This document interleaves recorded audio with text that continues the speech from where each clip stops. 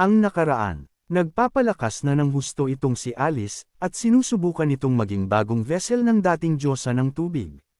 Kalaunan naman ay nalaman natin na matindi ang kumpiyansa ni Ero kay Sean na hindi ito magagawang talunin ng mga Nephilim, kaya ang ginawa nito ay pansamantala niyang tinanggal ang mahika sa sail ni Sean, dahilan para kalabanan nito agad ang mga Nephilim na naglabasan. Kaya lang hindi ito kaya ng normal na lakas bilang tao ng ating bida, kaya ibinigay niya ang kanyang katawan sa kanyang sandata. Pagpapatuloy, naririto ngayon ang mga Nephilim na ito, mga alagad ng Diyos-Diyosan ng liwanag na si Lam-Endel. Ang Jima misyon ng mga ito ay tapusin ang ating bida.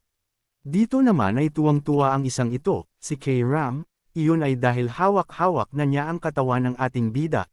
Sabi nito, hindi ko inaasahan na sa gantong paraan ko makukuha ang katawan mo bata, paano ko ba ipapaliwanag ang tuwa na nararamdaman ko ngayon? Sabi nito. At sabay lingon nito sa isang direksyon at nagsabi, maraming salamat, na ang mukha nito ay nagsasabing, yari kayo sa akin lahat, gigil na sabi ng mukha nito. Dito sa labasan ng lugar ng mga elf, nagmamadaling tumakbo si Hastia, kitang-kita sa pagtakbo nito ang matinding pag-alala para sa ating bida. Kagigising lang ng batang elf na ito, nagmamadaling hanapin ang kinaroroonan ni Sean dahil pakiramdam niya nasa delikadong sitwasyon ang ating bida.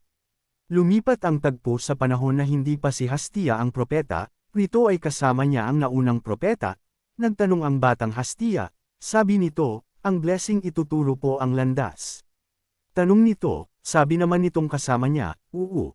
Iyon ay isang pribilehiyo ng Divine Tree, hindi natin pwedeng pabayaan na maligaw ng landas ang taong dapat mag-protect sa prophet, paliwanag nito. Sabi naman ng musmos na Hastia, edi ang ibig sabihin po si Garnian ay natagpuan rin niya ang landas dahil sa iyo. Tanong nito, na ang ibig sabihin na ang mga guardian ng prophet ay lumalakas dahil sa landas na tinuturo ng mga prophet sa kanila. Sabi naman ng babaeng ito, pinagsikapan lang niya iyon, ang blessing ay nagsisilbing liwanag lamang para sa kanya, nasa kamay pa rin niya ang desisyon, ito si Friday Sia, ang ika-11 na propeta. Dito ay tuwang-tuwa si Hastia, sabi nito, alam mo tingin ko napaka-astig ata maging prophet, kasi pwede mong sabihin sa iba ang landas na dapat nilang tahakin, sabi nito kay Friday Sia. Napapikit na lamang ang babaeng ito, at nagsabi, napakabigat na pasanin ang aming propeta, at hindi ko rin kayang makita ang hinaharap ng lahat, sabi nito. Ano, may mga taong hindi mo nagagawang makita ang kanilang hinaharap, paano nangyayari iyon?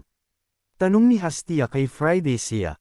Napangiti ang isang ito na sumagot, kapag ang isang tao ay naitiniwalag na, o nakatanggap ng kapangyarihan mula sa patay na Diyos, hindi ko magagawang makita ang kanilang hinaharap.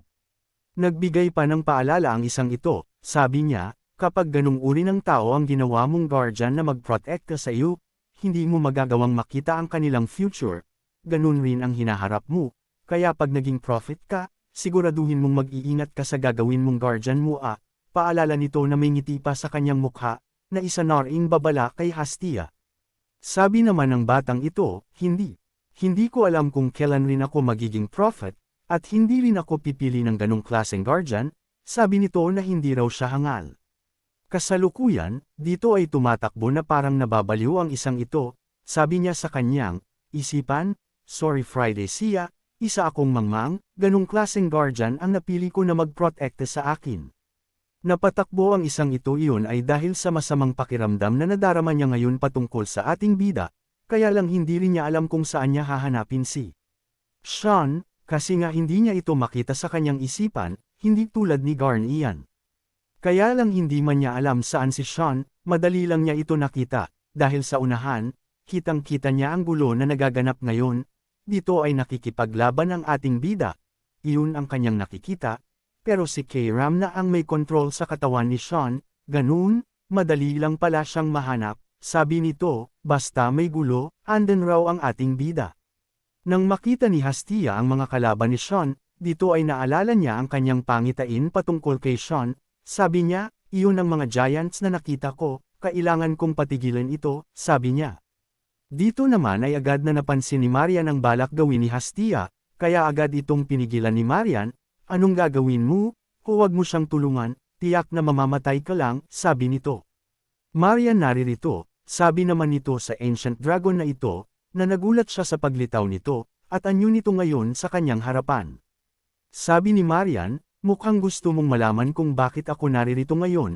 Ang mga giants na iyon ay mga Nephilim na pinadala ni Lam-Endel. Naparito sila para tapusin si Shonvert, dahil nagtataglay siya ng seal, sabi nito. Ang batang iyan ay hindi na rin si Shonvert, dahil binigay na niya ang kanyang katawan sa kanyang espada, para lang malampasan ang kanyang limitasyon. Sabi pa nitong si Marian, sa oras na magawa niyang matalo ang mga Nephilim, tiyak na mawawala na siya sa kanyang sarili, kailangan ko siyang pigilan bago iyon mangyari, sabi nito kay Hastia. Agad na hinawakan ni Hastia si Marian, at nagsabing, kailangan ko rin siyang tulungan, mukhang hindi pa naman uli ang lahat, sabi nito. Sabi naman ng isang ito, isa kang hangal Hastia, ang Divine Tree na nagbigay sa iyo ng kapangyarihan na makita ang hinaharap ay mula sa Goddess of Water.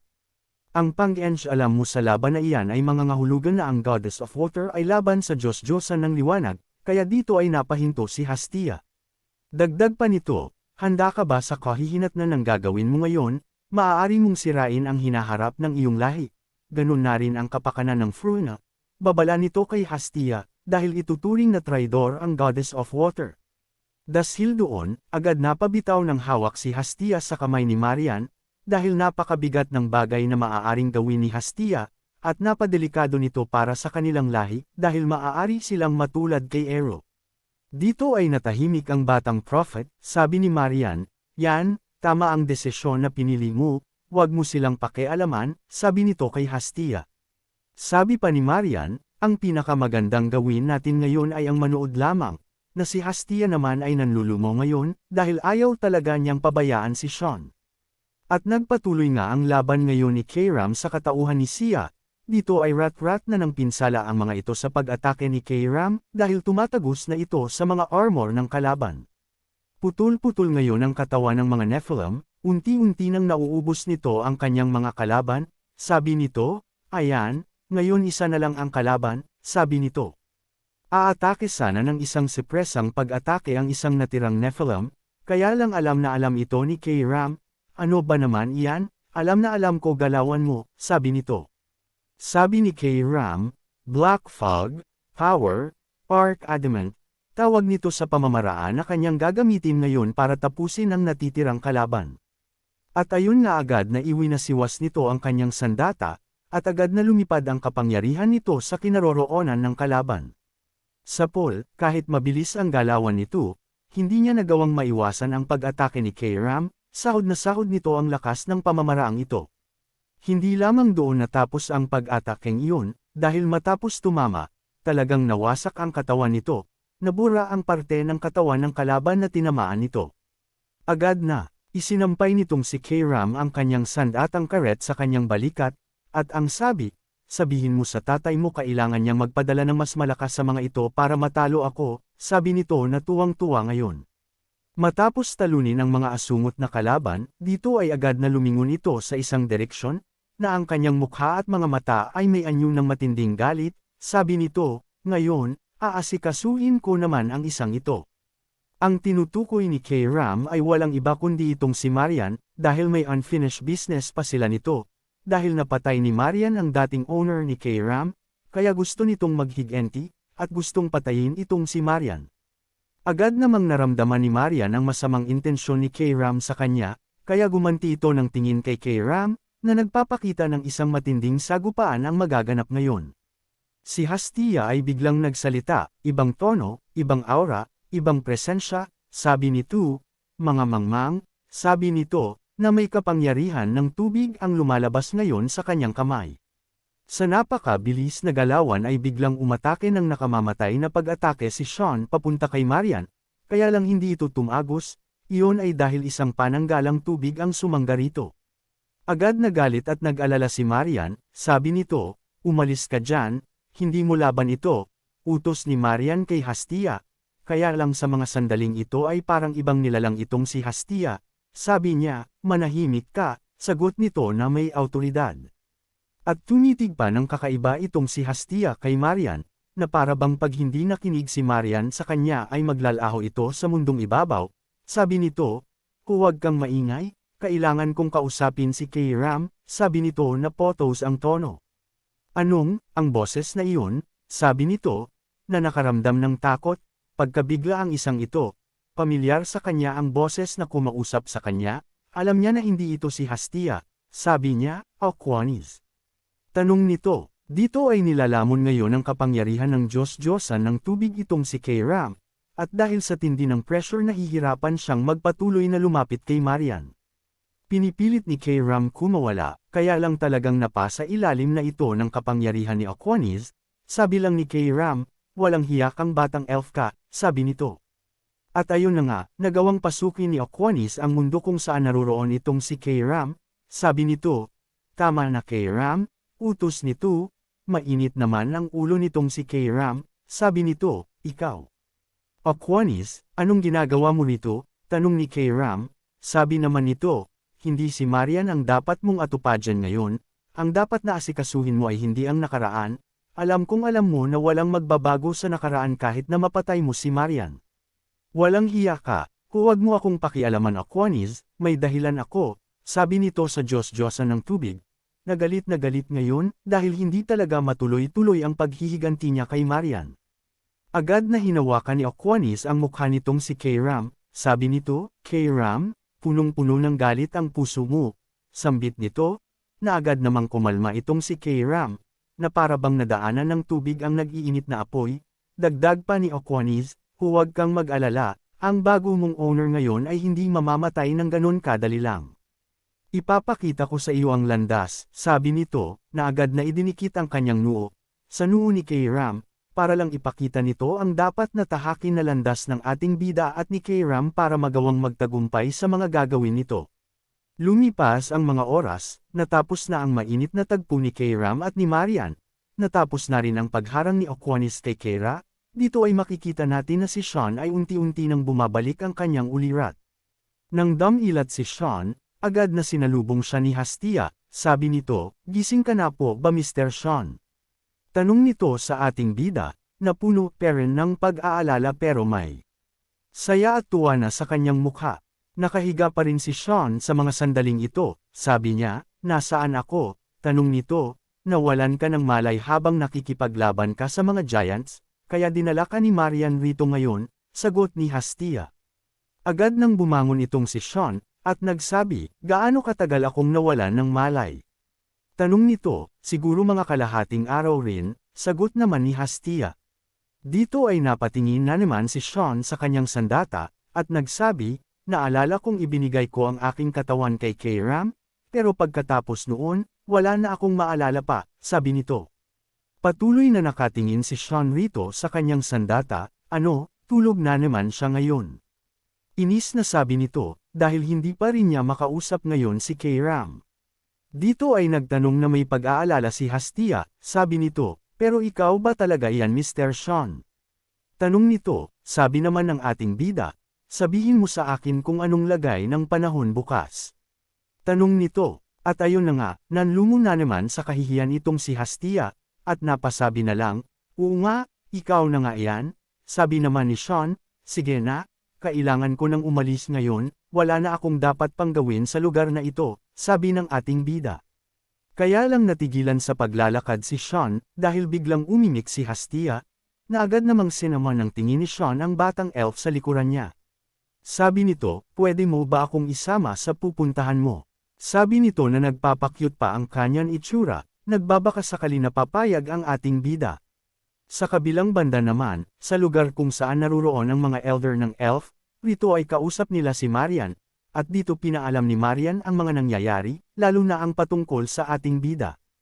Ganun pala, oo, naramdaman ko nga na may hindi magandang nangyayari buong magdamag, pero sino makakapagsabi na ang mga iyon pala ay ang Nephilim, sabi nito, na may bahid ng takot sa kanyang mukha. Sabi naman ni Marian, huwag kayong mag-alala, ang kaganapang iyon ay tapos na, at maayos na ang lahat. Nakita ko rin na ang mahika na nagpuprotekta sa batang iyon ay bumalik na rin, kaya hindi nalilito ang mga Nephilim, sabi nito. Dito naman ay agad na nagsalita si Garnian, sabi nito, hindi ba mas maigi na tapusin na natin ang nilalang na delikado?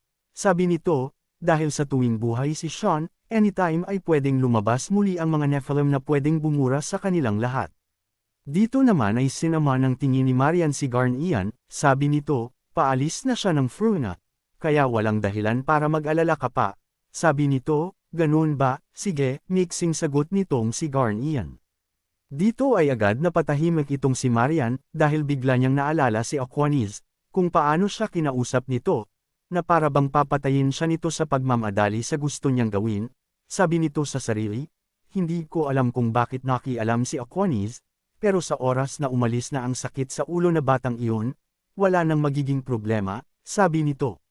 Kaya lang matapos sabihin ni Marian ang mga katagang iyon, na makakahinga na siya ng maluwag, dito ay agad niyang naramdaman ang isang nakakakilabot na aura, ang presensya ni Lemiharam. Agad na tigilan itong si Marian, ang alarma sa kanyang katawan ay agad na tumaas, na nagbigay ng babala sa kanya ng isang matinding panganib. Agad rin itong napatingala sa itaas, na alam niya na may delikadong nilalang sa itaas nila. Sabi nito, may paparating. Pag-aalala nito, na hindi naman moari ng Elder at ni Garnian ang nangyayari kay Marian, sabi ng Elder, ano iyon? Tanong nito, hindi na nag-atubili ang Ancient Dragon na si Marian, agad na itong lumipad pa itaas. Nasuot-suot ang anyo ng isang Ancient Dragon na naka-human form, Marian saan ka pupunta? Sigaw ng Elder sa pag-aalala nito, na pakiramdam nila may panganib na naman. Dito ay madaling-madali itong si Marian, sabi nito sa kanyang isipan, delikado ito. Ang Fruna ay nasa napanganib, sambit nito sa sarili na mukhang manggugulo si Lem sa lugar na ito. At ayun na nga, nakapasok na ang nilalang na ito sa Fruna. Naglalakad na para bang namamasyal lang sa lugar na ito. Ang damatin ay walang iba kundi si Lunav, ang babaeng baliw na baliw sa ating bida, ang may dala at hawak-hawak rin sa aklat na si Lemiharam. Sabi nito, naririto na ako sa tamang lugar, naaamoy ko ngayon rito si Sean, sabi nito na may tuwa sa kanyang mukha, dahil napakatagal na panahon na rin kasi niyang hindi nakikita ang ating bida. Ano kayang magaganap sa oras na makita na ni Lunav si Sean, lalo na ngayon na nasa ating bida na rin si Hastia, si Marian at si Aquanis, anong pagbabago kaya ang magaganap kay Sean? Abangan! Kung nagustuhan po ninyo ang aking recap, huwag sana ninyong kalimutan ang mag-like o mag-comment, maraming salamat.